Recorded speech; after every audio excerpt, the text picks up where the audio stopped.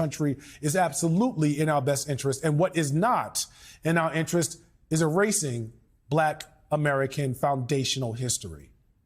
Joining me now is Dr. Imani Perry, professor of African American Studies at Harvard University and best-selling author of multiple important books, including her most recent, Black in Blues, How a Color Tells the Story of My People, and Tracie Therence Ferrell, executive director of Insight Network Incorporated nonprofit foundation and author of Life on the Whitney Plantation, 100 Years After Slavery. Tracie, you are someone who literally wrote the book and has a deep and personal connection to the Whitney Plantation. You and your mother co-authored the book, Life on the Whitney Plantation. It tells your mother's story where she was born and raised on the Whitney Plantation. Can you tell us a little bit about her journey?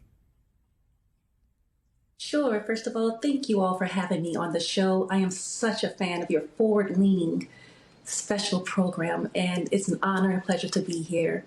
With the book, my mother, Vernita Gillard, and I, we decided to write this history of our family that lived, worked, and some that tragically died in the harsh conditions of Whitney Plantation.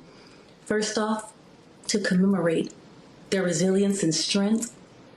And secondly, because the plantation was turned into a museum, we wanted to have that history documented at this plantation museum. It is very important to us because not only is it our family history, this is history that's happening now, not in the antebellum period. We're talking about my family that's not even one generation removed from a slave plantation and all they had endured living there and working there.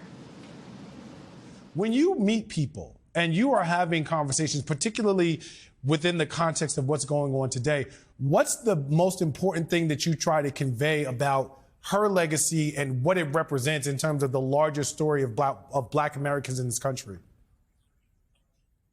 Well, like Dr. Perry just mentioned, it's a historical device here that we have.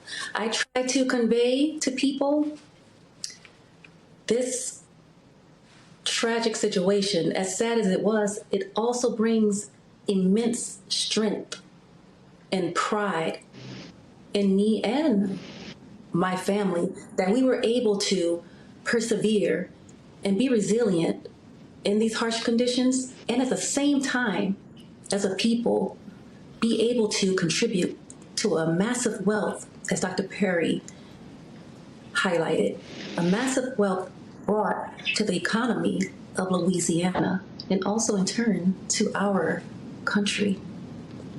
And when you have these conversations, do you find, Tracie, that people are surprised? Do you find that people are ignorant to some of this information? What is the reaction when you tell the story, not just of your mother, but of the Whitney Plantation as a whole?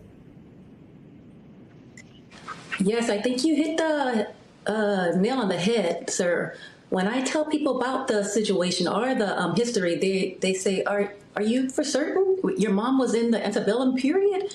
I'm like, no, this is happening now in our generation. That's why the title is Life on Whitney Plantation, 100 Years After Slavery, which you can find at the whitneyplantation.org site.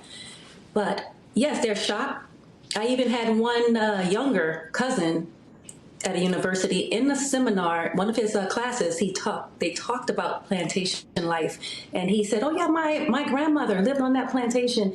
And the college professor, the students, they said, are you sure? The same thing I get. Are you sure we're talking about the antebellum period? He's like, no, she was one of the last of the families to live on this plantation, this day and age. So people are shocked to hear that, my grandmother, who was one of my best friends, watch her mother die in child labor while giving birth in those impoverished conditions on that plantation. Yes, this is stuff that was happening this day and age.